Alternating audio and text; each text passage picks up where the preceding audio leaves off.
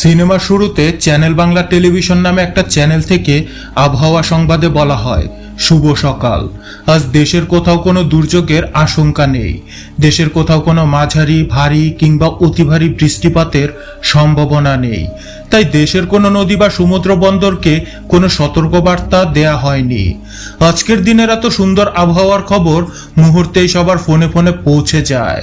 আর আমরা দেখি খবর পেয়ে কিছু মানুষ তাদের কাজকর্ম ফেলে একটা বাসে চড়ে বেরিয়ে পড়ে তাদের গন্তব্যে। যাত্রাপথে তারা দেখে রোদ ঝলমল এই দিনে কিছু মানুষ খুব মনোযোগ দিয়ে বানরের খেলা দেখছে। বানরওয়ালা সবাইকে বলে, সবাই সাবধান, সুন্দরী চইলা আইছে তার নাগরের বাড়িতে, আর আজ যে কোনো কিছুই ঘটতে পারে। সিন তখন বাসে চলে এলে আমরা দেখি বাসের সবাই হনুমানের মুখোশ পরে বসে রয়েছে। তাদের দেখে বোঝাই যাচ্ছে যে কোনো মুহূর্তে দেশের আবহাওয়া আজ বদলে যেতে পারে। ওদিকে আবহাওয়ার খবর শেষ হলে সেই চ্যানেল বাংলা টেলিভিশনের সবাইকে দেখা যায় তারা প্রস্তুতি নিচ্ছে সরকারের একজন প্রভাবশালী মন্ত্রীর ইন্টারভিউ নিতে। যে মন্ত্রী টেলিভিশনে বসে বসে দেশের জনগণকে তার চাপাবাজি শোনাতে থাকে আর বলে খুব শীঘ্রই বাংলাদেশ নাকি পারমাণবিক শক্তিধর দেশে পরিণত হবে। এদিকে মন্ত্রী মশাই তার পারমাণবিক চাপাবাজি চালিয়ে যাচ্ছে। অন্যদিকে আমরা দেখি সেই বাস চ্যানেল বাংলা টেলিভিশনের অফিসে এসে থামে। সিকিউরিটির লোকেরা বাসের যাত্রীদেরকে হনুমানের মুখোশ পরা অবস্থায় দেখে শুধু জিজ্ঞেস করে কার কাছে এসেছেন, যার জবাব তারা মুখে নয় বুলেট দিয়ে দেয়। আর সিকিউরিটির দায়িত্বে থাকা সবাইকে তারা মেরে পুরো চ্যানেল বাংলা অফিস তারা তাদের কবজায় নিয়ে নেয়। এদিকে মন্ত্রীর অনুষ্ঠানটি তখনও লাইভ চলছিল। লাইভ চলাকালীনই হনুমান দলের লিডার উন্মাদের মতো নাচতে নাচতে মন্ত্রীকে শুট করে দেয়। আর কোনো ভয় ডরের তোয়াক্কা না করেই সে তার চেহারা উন্মুক্ত করে দেয়। মুহূর্তেই সারা দেশের আবহাওয়া বদলে যায়। পুলিশ ও সোয়াট টিমের সদস্যরা এসে বিল্ডিংটি ঘিরে নেয়। এদিকে বাহিরে পুলিশের সাথে হনুমান গ্রুপের সদস্যদের গুলি বিনিময় হয়। আর অন্যদিকে ভেতরে হনুমান গ্রুপের লিডার মনের সুখে চিল করতে থাকে। তাকে দেখে বোঝাই যাচ্ছিল প্রশাসনের সাথে টক্কর দিতে সে বেশ আটসাট বেঁধেই এসেছে। আবহাওয়া নিউজ প্রেজেন্টারকে ডেকে সে বলে, ওই কি রে, দেশের আবহাওয়া এখন কি রকম? ভয়ে কাঁপতে কাঁপতে প্রেজেন্টার বলে, ভাই ভয়ঙ্কর। লিডার তখন বলে, দেশের মানুষ এটা জানাইতে হইব না তো, যা জানা। প্রেজেন্টারের তো মরার দশা। তাই হনুমান গ্রুপের একজন এসে চ্যানেলে আবহাওয়া নিউজ পড়তে থাকে, যেখানে সে বলে, সুপ্রিয় দর্শক, দেশের আবহাওয়া বেগতিক হয়ে গেছে। তাই দেশের সকল থানাগুলোকে 10 নম্বর মহা বিপদ সংকেত দেখানো হয়েছে। এই বলে তারা পুলিশদের নিয়ে মজা করতে থাকে। আর তখন হোস্টেসদের তারা সতর্ক করে দিয়ে বলে, আমাদের হাতে গান এবং পকেটে বোম আছে, তাই কেউ বাহাদুরি দেখাতে যাবেন না বেঁচে থাকতে চাইলে। তখন হোস্টেসদের মধ্য থেকে এই বাহাদুর বেরিয়ে এসে বলে, বাহাদুরি দেখালে কি করবেন আপনারা? গুলি করবেন? তো করেন গুলি। বাহাদুরের এমন সাহস দেখে লিডার তখন বলে ওঠে, জনাব আপনার পরিচয়? বাহাদুর তখন বলে, আমি সিইও এই চ্যানেলের। যা শুনে লিডার তখন বলে, ওর প্যান্ট খোল। তো প্যান্ট টেনে খুলে ফেলার পর লিডার তাকে বলে, জনাব সিইও নির্ধারিত জায়গায় গিয়া বইসা পড়েন, অন্যথায় আপনার প্যান্টের মতো আপনার আন্ডার প্যান্টটাও খুলে ফেলা হবে। আর তখন আপনার যে সাইজ, পাবলিকের কাছে ইজ্জত থাকবো না। তো ইজ্জতের ভয়ে জনাব সিইও সবার পেছনে এসে লুকায়। অন্যদিকে সোয়াট টিমের হেড মাইকিং করে বলতে থাকে, আমরা আপনাদেরকে চারিদিক থেকে ঘিরে রেখেছি, তবে আমরা কোনো মারামারি করতে চাই না। আমরা আপনাদের সাথে আলোচনায় বসতে চাই। আপনাদের যত দাবি দেওয়া আছে সব পূরণ করা হবে। যা শুনে লিডার তখন লাইভে এসে বলে, নিগোশিয়েট করতে হবে। যাও, করলাম নিগোশিয়েট। ধর্মমন্ত্রীকে পাঠাও, উনি ধর্মকর্ম করা মানুষ, বিষয়টাকে খুব সুন্দর করে নিগোশিয়েট করতে পারবে। সাথে আইজি সাহেবকেও পাঠাও। অবশ্য আমি যে কাণ্ড করে বসে আছি তাতে তো রানিং আইজি খুবই বিজি। আচ্ছা সমস্যা নাই, সাবেক আইজি সাহেবকে পাঠাও। খবরটা সাবেক আইজির কাছে এসে পৌঁছালে সে খুব ভাব দেখিয়ে বলতে থাকে, আমি জানতাম নিগোশিয়েটের জন্য আমাকেই দরকার হবে, আমি ছাড়া কি আর কেউ পারবে এইসব ব্যাপার হ্যান্ডেল করতে? লিডারের পর বলে, এই চ্যানেলের মালিক রেও পাঠাও, নইলে উনি আবার মাইন্ড করতে পারে যে আমার চ্যানেল আর আমাকেই ডাকলো না। আর একজন সাংবাদিক রেও পাঠাও ঘিলুওয়ালা, যে ব্যাপারটা ভালো ডিল করতে পারবো। মনে রাখবা সময় কিন্তু 1 ঘন্টা। 1 ঘন্টার মধ্যে না আসলে কিন্তু সারা দেশে তাণ্ডব চলবো। এই বলে লিডার তখন অফিসের বাইরে রাখা একটা গাড়িতে বিস্ফোরণ ঘটিয়ে সরকারকে বুঝিয়ে দেয় যে সে যে কোনো সময় যে কোনো জায়গা ফুটিয়ে দিতে সক্ষম, যা দেখে স্বরাষ্ট্রমন্ত্রী বুঝে যায় আর দেরি করা উচিত নয়, কারণ হনুমান গ্রুপ তাদের ধারণার চেয়েও বেশি শক্তিশালী। তাই স্বরাষ্ট্রমন্ত্রী তখন ধর্মমন্ত্রী, সাবেক আইজি ও চ্যানেলের মালিককে বলে নেগোশিয়েট করতে চলে যেতে, আর তাদের ডিমান্ড অনুযায়ী খুব সাহসী ও মেধাবী একজন সাংবাদিককেও তাদের সাথে নিতে বলে। ডিমান্ড অনুযায়ী মেধাবী ও সাহসী সাংবাদিক একজনই আছে, যার নাম সায়রা। তবে সমস্যাটা হলো সায়রা এই সরকারের বিরুদ্ধে কথা বলে, তাই তাকে ডাকতে কেউ সাহস করছিল না। তখন বাকিরা সবাই স্বরাষ্ট্রমন্ত্রীকে বলে আমাদের কারো ডাকে সায়রা এখানে আসবে না, তাই আপনি বরং চেষ্টা করে দেখুন। স্বরাষ্ট্রমন্ত্রী সায়রাকে ফোন করে ডেকে নিয়ে রিকোয়েস্ট করে বলে দেশের প্রয়োজনে তোমাকে সেখানে যেতে হবে। দেশের প্রয়োজনের কথা শুনে সায়রাও রাজি হয়ে যায় নেগোশিয়েট মিটিং এ যেতে। চ্যানেল বাংলার সামনে আসলে সোয়াট টিম প্রথমে সায়রাকে হিডেন ক্যামেরা দিয়ে পাঠায় চ্যানেলের ভেতরে। সায়রাকে দেখে লিডার বলে ওঠে টপ জার্নালিস্ট, তবে আমার লগে চালাকি করার চেষ্টাও কইরো না, তোমার ভেস্টের নিচে লুকানো ডিভাইস আর ভেস্টটাও খুলে ফেলো। সায়রার চালাকি ধরা পড়ে যায়, এতে লিডার প্রচুর রেগে যায়। তবে সায়রা তার মেধা ও সাহসিকতাকে কাজে লাগিয়ে নেগোশিয়েট করে সেই গুলি খাওয়া আহত পারমাণবিক চাপাবাজ মন্ত্রীকে চিকিৎসার জন্য চ্যানেলের বাইরে পাঠানোর ব্যবস্থা করে এবং তার বিনিময়ে ধর্মমন্ত্রী, চ্যানেলের মালিক ও সাবেক আইজিপিকে ভেতরে নিয়ে আসে। তারা সায়রাকে মেকআপ করিয়ে রেডি করে, কারণ লিডার চাচ্ছে নেগোশিয়েটটা লাইভে করতে। তবে বাকিরা কেউ রাজি হচ্ছিল না লাইভে গিয়ে নেগোসিয়েশন করতে, তারা চাচ্ছিল সবই হবে অগোচরে, জানবে না কেহ। তবে তাদের চাওয়াতে কিছুই হয় না, কারণ লিডার চাচ্ছিল নেগোসিয়েশন হোক আর কনক্লুশন সেটা লাইভেই হবে, পুরো দেশের জনগণ যা জানবে। তাই হনুমান গ্রুপ তাদের প্রত্যেককে মেকআপ, সেটআপ, গেটআপ ঠিক করে নিয়ে আসে ফ্লোরে লাইভে নেগোসিয়েশন করার জন্য। তো লাইভ শুরু হলে সারা দেশের মানুষ সেটা দেখতে শুরু করে। লাইভ অনুষ্ঠানের হোস্ট সায়রা আলী তখন লিডারকে জিজ্ঞেস করে কি চান আপনারা। জবাবে লিডার বলে আমরা চাই এদেশের আইনের সুশাসন প্রতিষ্ঠিত হোক। চোরের মুখে ধর্মের কাহিনী শুনে তো সবাই হয় অবাক। সায়রা তখন বলে এতগুলো নিরপরাধ মানুষকে জিম্মি করে আপনি কেমন সুশাসন প্রতিষ্ঠা করতে চান। যার উত্তরে লিডার বলে সবকিছু জানতে হলে স্বাধীনকে জানতে হবে। স্বাধীনের নাম শুনে পুলিশরা উঠে পড়ে লেগে যায় স্বাধীনের ডাটাবেস খুঁজে বের করতে, আর সিনেবার চলে আসে 8 বছর আগে স্বাধীনের গল্পে। স্বাধীন যে ছিল গ্রামের একজন খুবই সাদাসিধা ছেলে, তার জীবনের একটাই লক্ষ্য যেভাবেই হোক সে একটা চাকরি জোগাড় করে তার ভালোবাসার মানুষ নিশাদকে সে বিয়ে করবে। নিশাদকে তার বাবা মা বিয়ে দেবার জন্য উঠে পড়ে লেগেছে, তাই নিশাদকে যেন তার বাবা মা অন্য কোথাও বিয়ে না দেয় সেজন্য স্বাধীন এসে নিশাতের বাবার কাছে 2 মাসের সময় চেয়ে নেয়। দেখতে দেখতেই 1 মাস চলে যায়। স্বাধীনের বাবা একজন স্কুল শিক্ষক, তার অনেক ছাত্ররা শহরে প্রতিষ্ঠিত হয়েছে, তাই বাধ্য হয়ে একদিন স্বাধীন তার বাবার উপর খুব চিল্লাতে থাকে যাতে তার বাবা কাউকে বলে তার একটা চাকরির ব্যবস্থা করে দেয়। কিন্তু তার বাবা ছিল গোয়ার প্রকৃতির মানুষ, তার একটাই কথা তুমি নিজের যোগ্যতায় চাকরি নাও, আমি কোনো সুপারিশ করব না। স্বাধীন বহু চেষ্টা করেও তার বাবাকে বোঝাতে পারে না যে সে এ পর্যন্ত 22 বার ইন্টারভিউ দেবার পরেও তার চাকরি হচ্ছে না মামা খালুর জোর অথবা ঘুষ দেবার ক্ষমতা না থাকার জন্য। বাধ্য হয়ে স্বাধীন একটা চাকরির আশায় চলে আসে ঢাকাতে। এখানে এসে স্বাধীন তার বাবার এক ছাত্রের বাসায় ওঠে। এখানে থেকে সে চাকরির জন্য উঠে পড়ে লাগে। বহু জায়গায় ইন্টারভিউ দেবার পর একদিন এক কোম্পানি থেকে খবর আসে তার চাকরি হয়ে গেছে। চাকরি হয়েছে শুনে স্বাধীন খুশিতে লাফাতে থাকে। সে তার বাবা নিশাদ সবাইকে ফোন করে জানিয়ে দেয় তার চাকরি হয়েছে। স্বাধীনের চাকরি হয়েছে শুনে নিশাদের বাবা মেয়ের বিয়ের জন্য আয়োজন করা শুরু করে। এদিকে পরদিন রেডিমেডি হয়ে স্বাধীন চলে আসে চাকরিতে জয়েন করতে।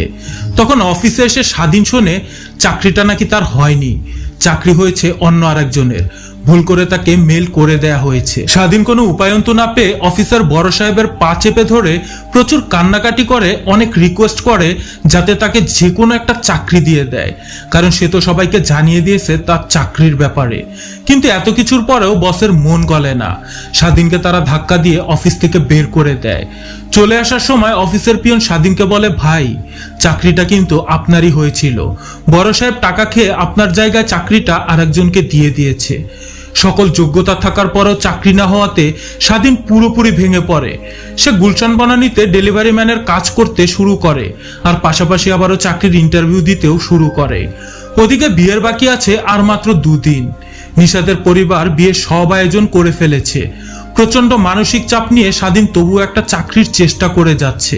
সে জানে এই শহরে ঘুষের টাকা অথবা মামা খালুর সুপারিশ ছাড়া কেউ তাকে চাকরি দেবে না। আর ঠিক তখনই ইন্টারভিউ বোর্ড থেকে তাকে জানানো হয় তার চাকরিটা হয়ে গেছে, কবে থেকে সে জয়েন্ট করবে। স্বাধীন জানায় বিয়েটা করে লিচুর বাগানে গিয়ে লিচু টিচু খেয়ে এসেই সে জয়েন্ট করবে। যাক, অবশেষে সে চাকরি পেয়ে খুশি মনে বাড়ির পথে রওনা দেয় নিশাদকে বিয়ে করবে বলে। কিন্তু পুলিশ বাস তল্লাশির নাম করে হ্যারিস নামে এক বিদেশি ব্যবসায়ীকে হত্যার অভিযোগে স্বাধীনকে তুলে নিয়ে এসে বন্দি করে রাখে। যাই হোক, উপস্থিত কেউ স্বাধীনের বলা ঘটনা বিশ্বাস করে না, কারণ হ্যারিসকে হত্যার ব্যাপারে তো পুলিশ কখনো কাউকে গ্রেফতারি করতে পারেনি। সায়রা তখন বলে, তার মানে কি? আপনি কি বলতে চাচ্ছেন? পুলিশরা আপনাকে ধরে নিয়ে গিয়ে গ্রেফতার না দেখিয়ে গুম করে রেখেছিল? জবাবে স্বাধীন জানায়, একদম 10-এ 10। তারা আমাকে আয়নাঘরে নিয়ে এসে অমানসিক নির্যাতন করে এবং হ্যারিস হত্যার দায় আমার উপর চাপাতে চায়। দিন রাত অমানসিক নির্যাতন করা হয় আমার উপর। অন্যদিকে নিশাদ বসে যে অপেক্ষা করতে থাকে আমার জন্য, আর আমি বিনা দোষে অপরাধী হয়ে অসহায়ের মতো পড়ে থাকি। সেটা এমন একটা জায়গা ছিল যেখান থেকে আমার কোনো চিৎকার কখনোই বাহিরে যেতে পারতো না। তারপর একদিন জানতে পারি আমার নিশাদ একদিন আত্মহত্যা করে, কারণ সে আমাকে ছাড়া অন্য কাউকে স্বামী হিসেবে মাইনা নিতে পারে নাই। এই কথাটা শুনে সায়রা তখন বলে, আপনি একটু আগেই বললেন সেখান থেকে আপনার কোনো আওয়াজ কখনো বাহিরে যেতে পারতো না, তাহলে সেখানে বসে থেকে আপনি কি করে জানলেন নিশাদ আপনাকে না পেয়ে মারা গেছে? এদিকে সায়রাকে সেই টর্চার সেলের ঘটনা বলছিল স্বাধীন, আর অন্যদিকে আমরা দেখি সোয়াট টিম চুল পাকনামি করে বিল্ডিং এর ভেতর ঢুকে পড়েছে পাকনামি করতে। তারা হনুমান গ্রুপের উপর হামলা চালিয়ে বেশ কয়েকজনকে হত্যা করে। ব্যাপারটা স্বাধীন জানতে পারে। গোলাগুলিতে হনুমান গ্রুপের সদস্যরা একে একে মরতে থাকে। পরিস্থিতি সামাল দিতে স্বাধীন তখন লাইভ স্ক্রিনে এসে বলে, দর্শক, এখন নিচ্ছি 2 মিনিটের বিজ্ঞাপন বিরতি। বিরতির পরে কিন্তু অনেক চমক থাকতেছে, অপেক্ষা করেন। এই বলে স্বাধীন বের হয়ে এসে তাণ্ডব চালাতে থাকে সোয়াট টিমের উপরে। সে একে একে সব হারামিগুলারে ধরে একেবারে ঝাঁঝরা করতে থাকে। বন্ধুরা, এখানের অ্যাকশন সিনটা পুরাই জোশ ছিল, কারণ এই প্রাণীদের মাইর খাইতে দেখলে আমার খুবই ভালো লাগে। স্বাধীন সবগুলোরে মেরে ফেলে কুত্তা গ্রুপের লিডারকেও আধমরা করে নিয়ে আসতে থাকে লাইভ রুমে। কিন্তু তখন সায়রা স্বাধীনকে গান পয়েন্টে নিয়ে ফেলে, যা দেখে স্বাধীন শয়তানের মতো শুধু মুচকি হাসে। অন্যদিকে বাহিরে সেই যে বানর খেলার কথা মনে আছে, সিনেমার শুরুতে যাকে দেখছিলাম, সে বলে, খেলা কিন্তু জমা গেছে, সুন্দরীর জামাই খাইয়া গেছে কট, থানায় নিয়ে পুলিশ তারে মারে শটাশট। তো এদিকে স্বাধীনকে গান পয়েন্টে রেখে জিম্মি করে লাইভ রুমে নিয়ে আসলে দেখা যায় স্বাধীনের লোকেরা সব হোস্টেসদের মাথায় গান ধরে আছে। স্বাধীন তখন অর্ডার দেয়, এই 3টার মাথায় এমন ভাবে গুলি কর যাতে মগাস ফগাস বাইরে যায়। অনেকদিন হইল মগাস ফগাস দেখি না। যে কারণে সোয়াট টিম পিছিয়ে আসে আর সায়রা তার গান নামিয়ে নেয়। অন্যদিকে স্বাধীনকে টিভিতে দেখে একজন পুলিশ কর্মকর্তা পাগলের মতো ছুটতে থাকে। তার অ্যাক্টিভিটিস দেখে খুব স্বাভাবিক মনে হচ্ছিল না। সে ডাটা সেন্টারে এসে স্বাধীন সম্পর্কে কোনো গুরুত্বপূর্ণ তথ্য খুঁজতে থাকে। আমরা আরো একজন অফিসারকে দেখি খুব ব্যস্ত হতে। হ্যাঁ, ইনি হলো সেই ব্যক্তি যিনি গ্রেফতার করেছিল স্বাধীনকে। স্বাধীনের বলা কথাগুলো শুনে সে তার উপরের মহলের সাথে যোগাযোগ করবার জন্য বারবার খুব চেষ্টা করে, কিন্তু কেউ তার ফোন রিসিভ করে না। এদিকে 2 মিনিটের বিজ্ঞাপন বিরতি শেষ হয়ে গেলে যথারীতি অনুষ্ঠান শুরু হয়, যেখানে সায়রা আলী স্বাধীনকে সেই আগের প্রশ্নটাই করে যে আপনি কিভাবে এরকম একটা সেলে বন্দি থাকা অবস্থায় আপনার হবু স্ত্রী নিশাতের মৃত্যুর খবর শুনেছিলেন।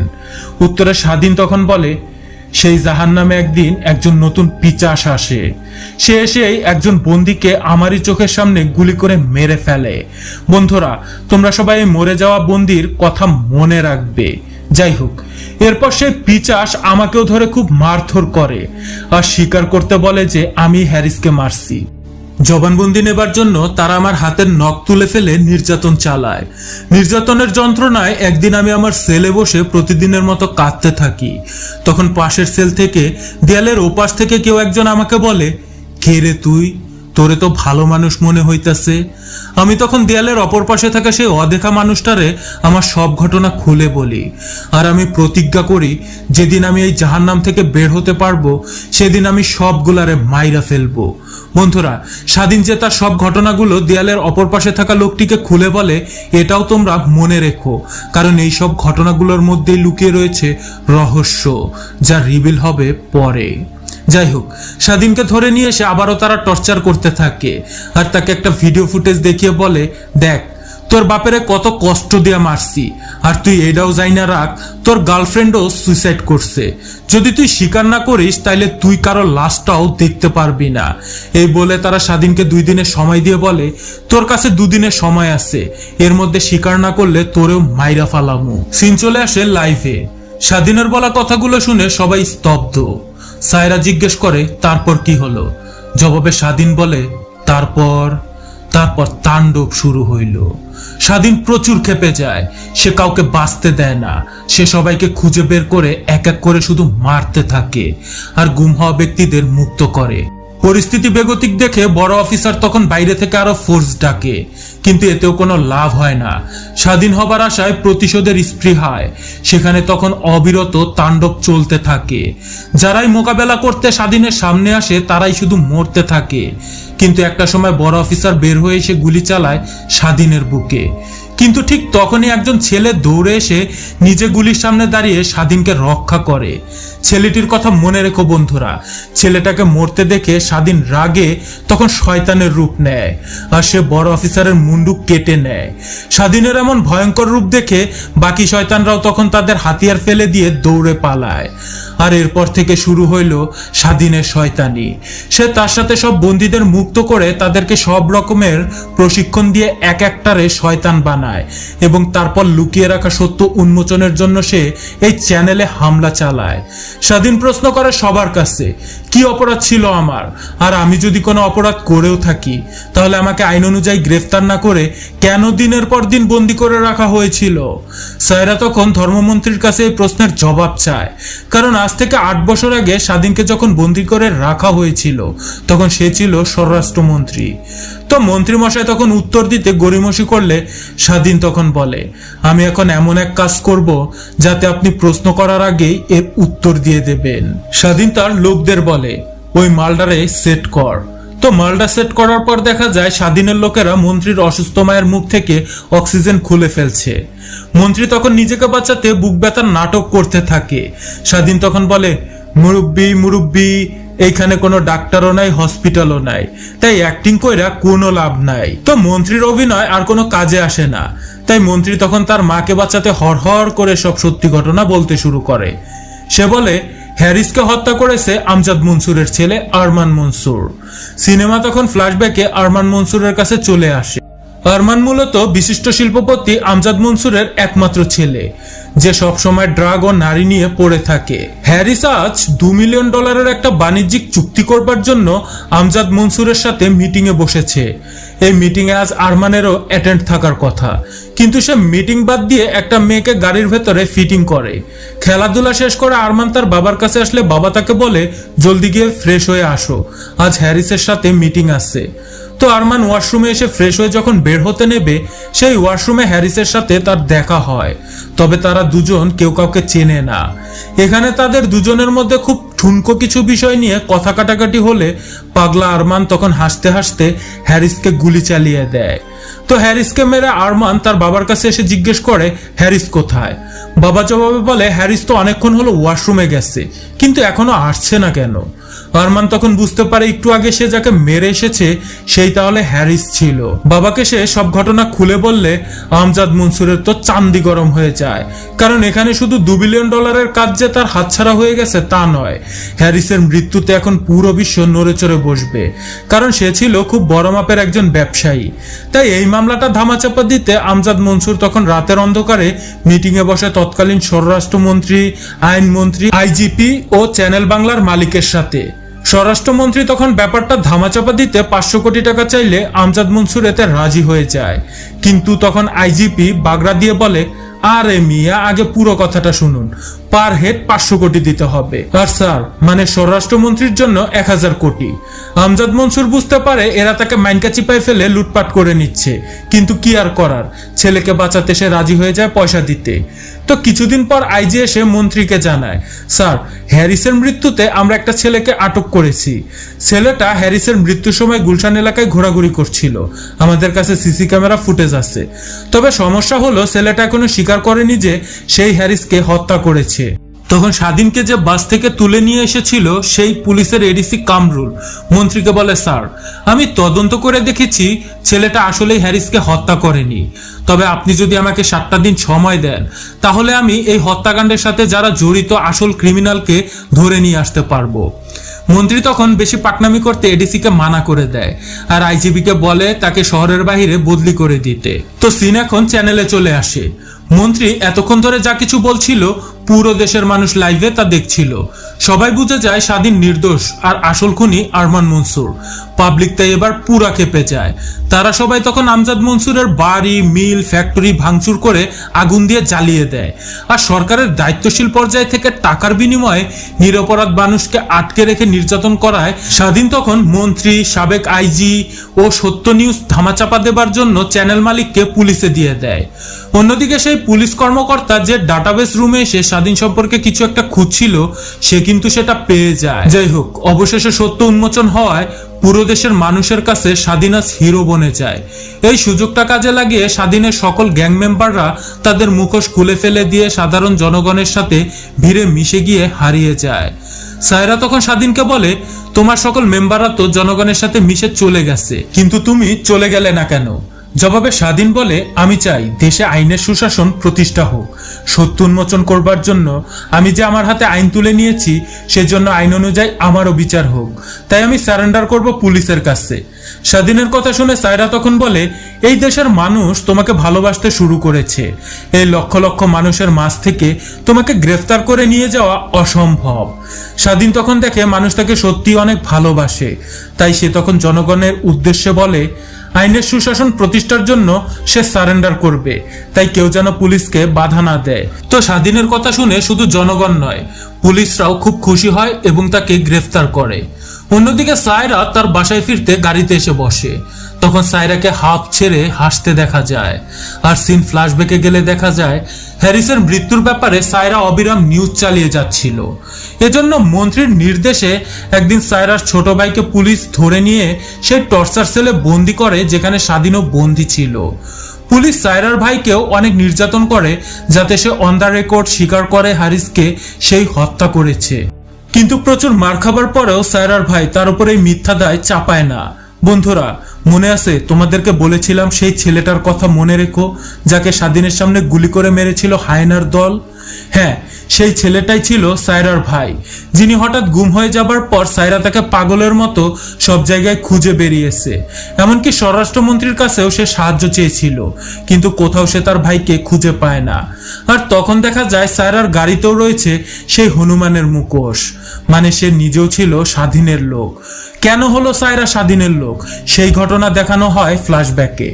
স্বাধীন যখন সেই সেল থেকে সবাইকে মেরে বেরিয়ে আসে তখন সে দেখা করে সায়রার সাথে। সায়রাকে সে জানায় হারামিরা তারই চোখের সামনে সায়রার ভাইকে মেরে ফেলে, আর তাই প্রতিশোধ নেবার জন্য সায়রা যোগ দেয় স্বাধীনের সাথে। আর সায়রার প্ল্যান অনুযায়ী মূলত স্বাধীন চ্যানেল বাংলা অফিসে এসে হামলা করে আর পরিকল্পিতভাবে সকলের মুখোশ খুলে ফেলে। যাই হোক, অন্যদিকে এবার আরো একজনের মুখোশ খুলবে। দেখা যায় স্বাধীনকে পুলিশরা নিয়ে যাচ্ছে থানায়, আর তখন দেখা যায় হনুমান গ্রুপের কিছু মেম্বাররা পতাটকে বসে আছে। কিছু বুঝে ওঠার আগেই তারা সকল পুলিশদের গুলি করে মেরে ফেলে। আর আমরা দেখি স্বাধীনকে যে শয়তানের মতো নাচতে থাকে। ওদিকে সারার কাছে খবর আসে স্বাধীন পুলিশদেরকে হত্যা করে পালিয়ে গেছে। খবর পেয়ে সায়রা দ্রুত চলে আসে মন্ত্রণালয়ে, কিন্তু কেউ কিছু বুঝতে পারতেছে না স্বাধীন কেন এমনটা করলো। তখন সেই পুলিশ অফিসার যিনি স্বাধীনকে টিভিতে দেখে ডাটাবেস সেন্টারে গিয়ে কিছু খুঁজছিল তিনি, আর স্বাধীনকে যে বাস থেকে আটক করে গুম করে রেখেছিল সেই দুই অফিসার তখন সেখানে এসে মন্ত্রীকে বলে, sir, there is big confusion. লাইভে আমরা যে স্বাধীনকে দেখেছি সে আসল স্বাধীন নয়, সে হলো অন্য কেউ। কারণ স্বাধীনকে আমি প্রথম গ্রেফতার করি, আর তাকে গ্রেফতার করবার পরে আমি বুঝতে পারি সে কোনো অপরাধী নয়।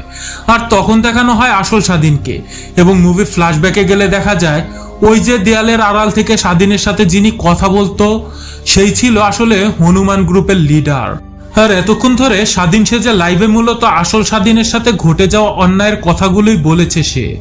কারণ আসল স্বাধীন তার সব কথা দেয়ালে মুখ লাগিয়ে হনুমান গ্রুপের লিডারকে বলতো, আর অপর পাশ থেকে লিডার সবকিছু কান লাগিয়ে শুনে তাকে সান্ত্বনা দিয়ে বলতো, তুই কিছু চিন্তা করিস না, আমি কয়দিন পরেই এই সবগুলারে মাইরা ফেলমু আর তোরেও মুক্ত কইরা দিমু।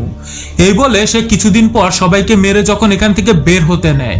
বন্ধুরা, মনে আছে কি তোমাদের গোলাগুলি চলার সময় নকল স্বাধীনের বুকে চালানো গুলি যে ছেলেটা তার বুকে নিয়ে মারা গেছিল, সেই ছেলেটাই ছিল মূলত আসল স্বাধীন। আর স্বাধীনকে মরতে দেখে হনুমান গ্রুপের লিডার তখন প্রতিজ্ঞা করে বলেছিল, স্বাধীন, আমাকে বাঁচাতে তুই তোর জীবন দিয়া দিলি, আমি প্রতিজ্ঞা করে বলছি তোর সাথে ঘটা অন্যায়ের প্রতিশোধ আমি নেবই।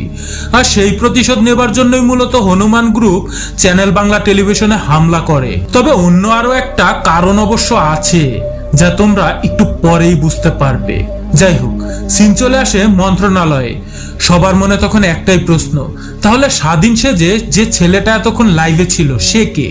তখন সেই ডাটাবেস খুঁজে বের করা অফিসার বলে, স্যার, এই নকল স্বাধীন হলো দেশের সবচেয়ে ভয়ঙ্কর শীর্ষ সন্ত্রাসী, যাকে পুলিশ এখনো খুঁজে বেড়াচ্ছিল, কিন্তু তার কোনো হদিশ খুঁজে পাচ্ছিল না, কারণ পরিচয় বদলে সে এতদিন ধরে আমাদেরই টর্চার সেলে বন্দী ছিল। তার নাম হলো শীর্ষ সন্ত্রাসী মিখাইল। মিখাইলের নাম শুনে সবারই গুবরি আইলা যায়। তারা এদিকে যখন মিখাইলকে নিয়ে ভাবতে থাকে, অন্যদিকে তাদের কাছে চরম একটা দুঃসংবাদ আসে। একজন অফিসার তখন এসে বলে, স্যার, বাংলাদেশ ব্যাংকের ভল্ট থেকে সকল টাকা ও গোল্ড চুরি হয়ে গেছে। যে টিমটা চ্যানেল বাংলা অফিসে হামলা চালিয়েছিল তাদেরই আরেকটা টিম বাংলাদেশ ব্যাংক লুট করে। তখন দেখা যায় রাস্তায় বসে বানরের খেলা দেখানো সেই লোকটা মূলত হনুমান গ্রুপের লিডার মিখাইলেরই লোক ছিল। আর মিখাইল খুব চালাকি করে সকল পুলিশদেরকে চ্যানেল বাংলা অফিসে ব্যস্ত রেখে অন্যদিকে তার লোকদের দিয়ে বাংলাদেশ ব্যাংক লুট করিয়ে পুরো দেশের টাকা সোনা নিয়ে পালিয়ে গেল। গোটা মন্ত্রিসভার মাথা নষ্ট, কারণ পুরো দেশের রিজার্ভ মিখাইল খেয়ে ফেললো। সাইরাও প্রতিজ্ঞা করে সে এই খেলা শেষ অবধি খেলবে। আর তখন সিন চলে আসে আরেক জিনিয়াস সুরঙ্গ মাসুদের কাছে। মাসুদের লোক এসে তাকে বলে, বস, সুরঙ্গ খুঁজে আমাগো যে ব্যাংক লুটের কথা ছিল, মিখাইল আগেই সে ব্যাংকের টাকা লুট কইরা নিয়ে গেছে।